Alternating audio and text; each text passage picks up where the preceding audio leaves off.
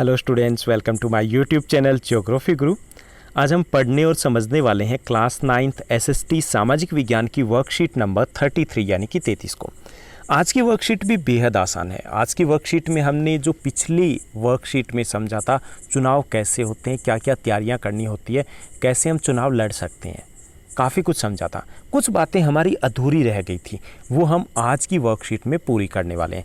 जैसे कि चुनाव होते हैं तो आपने ये भी देखा होगा कि पैसे दिए जाते हैं, वोटरों को डराया धमकाया जाता है। तो ये चुनाव में होने वाली गड़बड़ियाँ, उनको कैसे रोक सकते हैं, कौन रोक सकता है, और कुछ सुझाव देंगे कि कैसे इन चुनावों की जो चुनौतियां हैं, कमियां हैं, उनको दूर किया जा सकता है। तो बहुत आसान है, बहुत कुछ प्रैक्टिकल है, जो बहुत कुछ आप मेरे से ज़्यादा जानते हो।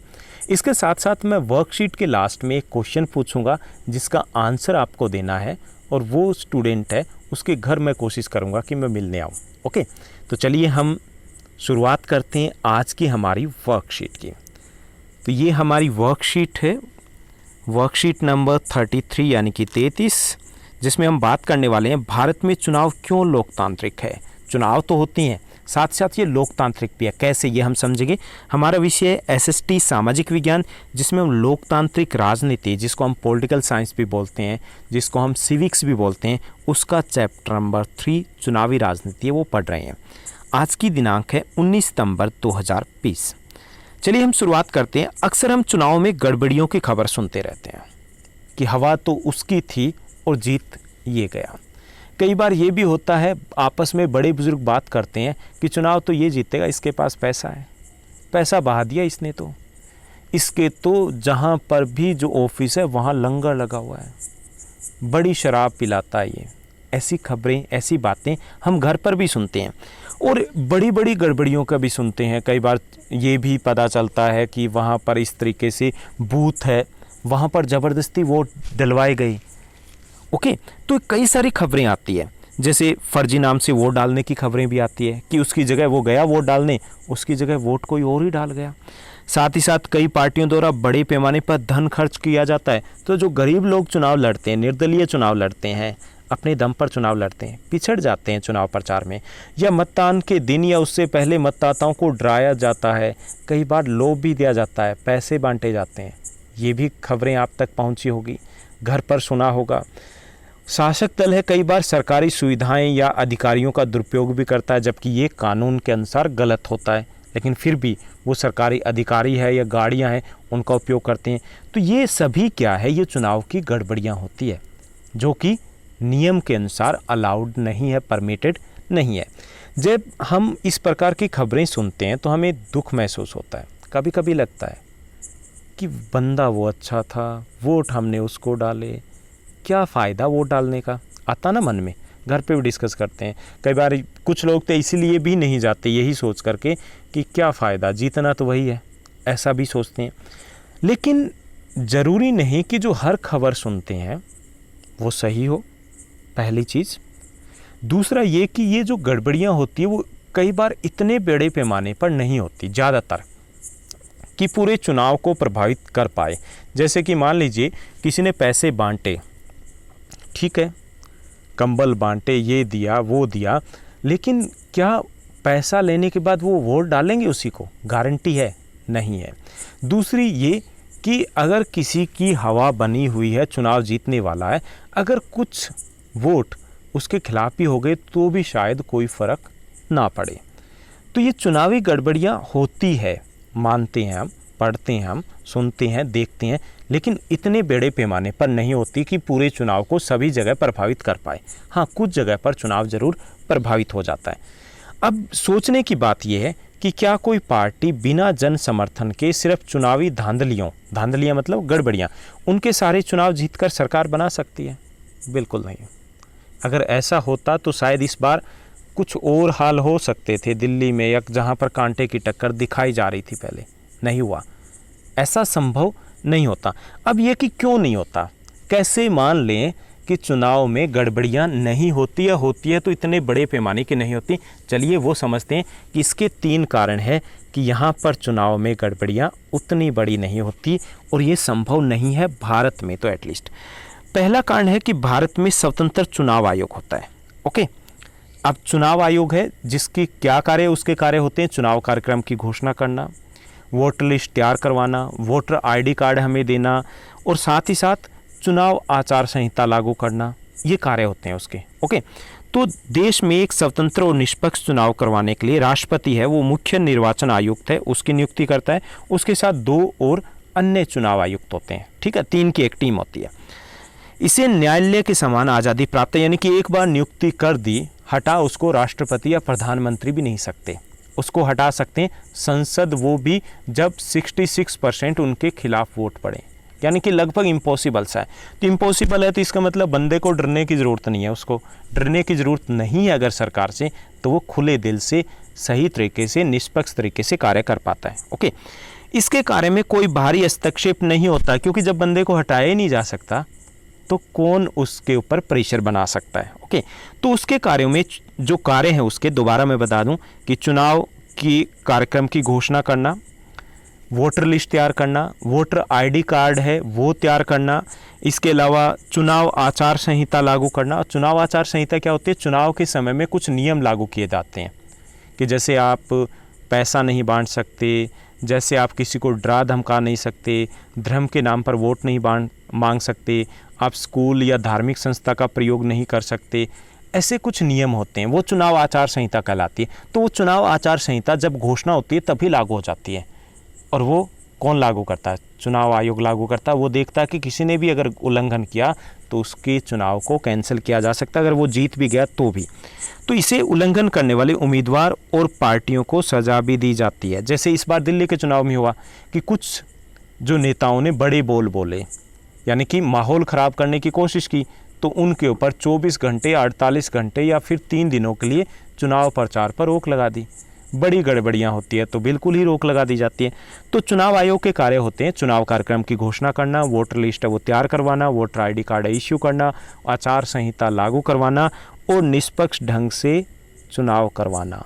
ओके, निष्पक्ष ढंग में सब कुछ आ जाएगा। सरकारी मशीनरी का गलत इस्तेमाल है वो रोकना, गड़बड़ी हो रही है वो रोकना, पैसा दिया जा रहा है, डराया धमका जा रहा है वो रोकना। तो ये चुनाव आयोग के कार्य है। अब चुनाव आयोग इतना पावरफुल है तो गड़बड़ी की आशंका बहुत कम हो जाती है। ओके, दूसरा जो हमारे पास सबूत प्रूफ है कि चुनाव हमारे यहाँ पर सही होते हैं वो ये है चुनाव में लोगों की भागीदारी, कि हमारे देश में जो चुनाव में लोगों की जो भागीदारी है वो बढ़ती जा रही है। यानी कि जो लोग हैं, कितने लोग वोट डाल रहे हैं, जिनके वोट बने हुए कितने प्रतिशत, उससे पता चलता है कि चुनाव सही हो रहे कि नहीं हो रहे। अगर सही नहीं होंगे, लोगों को लगेगा कि नहीं वोट डालने का कोई फ़ायदा नहीं, तो शायद मतदान बहुत कम रहेगा। हमारे देश में 70% से लेकर के लगभग 80% तक वोट डाले जाते हैं, कुछ जगह पे ये 80 से 85% भी हो जाता है।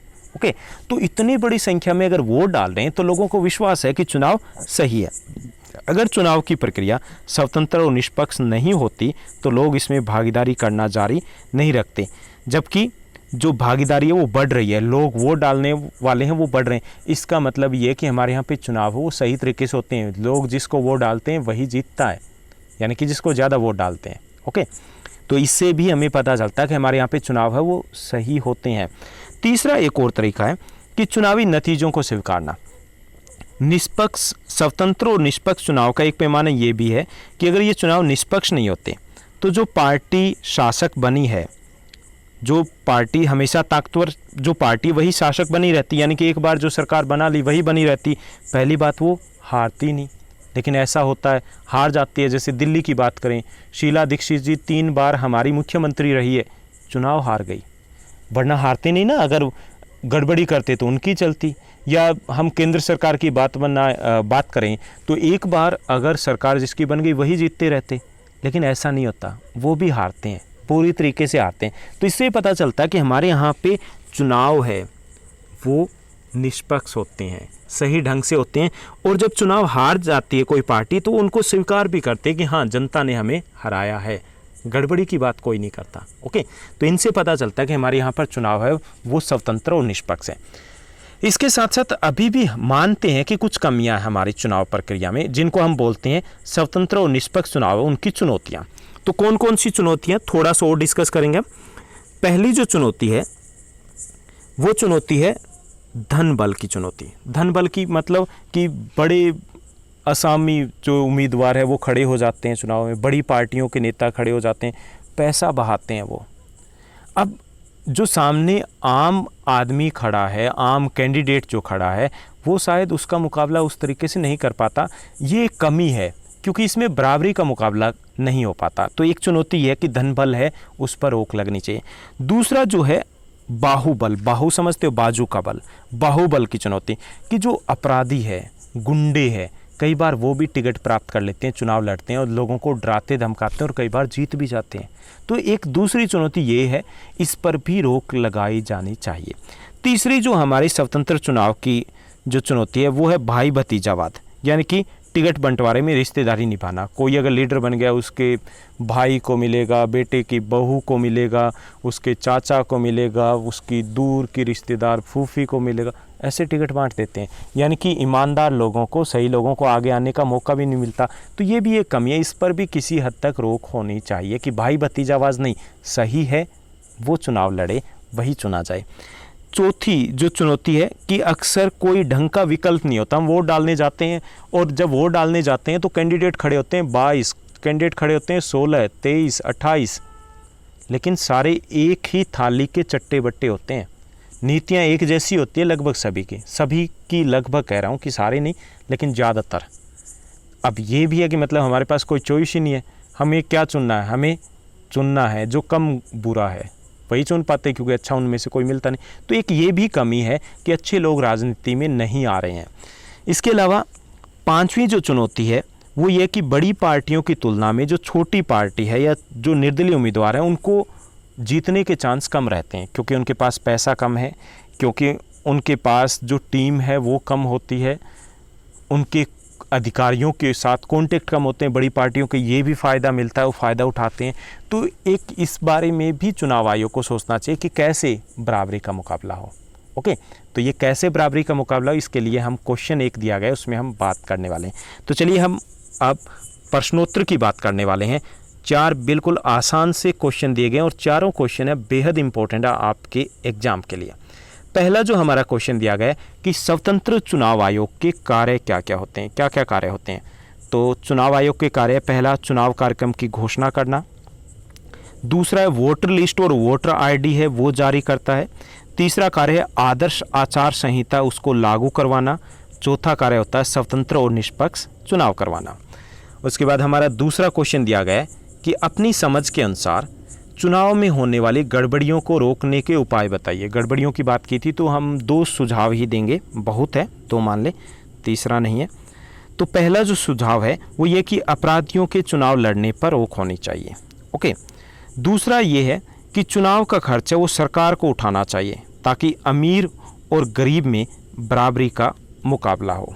तो ये 2 सुझाव है वो काफ़ी रहेंगे कि जिससे गड़बड़ियों को कुछ हद तक रोका जा सकता है। तीसरा सुझाव ये हो सकता है कि चुनाव आयोग है वो और अधिक शक्तिशाली होना चाहिए, तीसरा अगर आप लिखना चाहो तो। उसके बाद तीसरा जो हमारा क्वेश्चन दिया गया वो दिया गया कि आपको क्यों लगता है कि चुनाव में लोगों की भागीदारी होना ज़रूरी है, स्पष्ट कीजिए कि चुनाव में लोग ज़्यादा से ज़्यादा वोट डालें क्यों ज़रूरी है ये। कि इसके 2 कारण हैं। पहला, लोकतंत्र की सफलता के लिए चुनाव में लोगों की भागीदारी होना जरूरी है। अगर वोट ही नहीं डालेंगे तो चुनाव में सही लोग नहीं चुन सकेंगे, तो लोकतंत्र की सफलता के लिए ज़रूरी है। दूसरा ये कि जब सभी लोग चुनाव में भाग लेंगे तभी हम सही को चुन पाएंगे, सही प्रतिनिधि तभी चुन पाएंगे, तो इसलिए ज़रूरी है। उसके बाद हमारा फोर्थ हमारा क्वेश्चन है और लास्ट क्वेश्चन है इस वर्कशीट का, वो है कि आपके अनुसार, हमारे अनुसार बताना है कि स्वतंत्र और निष्पक्ष चुनाव की चुनौतियां कौन सी है। तो 4 चुनौतियां मुख्य तौर पर, पहली है धनबल का उपयोग, जो काफ़ी लोग हैं पैसे का ज़्यादा उपयोग करते हैं। दूसरा बाहुबल का उपयोग, अपराधी लोग हैं टिकट प्राप्त कर लेते हैं, डरा धमका के जीतने की कोशिश करते हैं। तीसरी जो चुनौती है निष्पक्ष चुनाव की, वो है लोगों के सामने ढंग के विकल्प की कमी नहीं, सारे ही हैं वो एक ही थाली के चट्टे बट्टे हैं। ओके, और चौथी जो चुनौती है वो है टिकटों के बंटवारे में भाई भतीजावाद बहुत होता है, अपने ही रिश्तेदारों को टिकटें दे दी जाती है। तो ये थी हमारी आज की बेहद आसान सी वर्कशीट। उम्मीद करता हूँ सभी क्वेश्चंस, सारा कंटेंट अभी आपको अच्छे से समझ में आ गया होगा। इस चैनल को लाइक, शेयर और सब्सक्राइब ज़रूर कीजिएगा। और हाँ, एक क्वेश्चन भी आपके लिए, जिसका आपको कमेंट बॉक्स में रिप्लाई देना है कि भारत के मुख्य चुनाव आयुक्त कौन है। ओके, जो बच्चा सबसे अधिक बार इस वीक में और नेक्स्ट वीक में 2 वीक की ये कंपटीशन रहेगा, सही जवाब देगा, उसके घर में पर्सनली विजिट करने आऊँगा। Thank you, bye bye, have a nice day.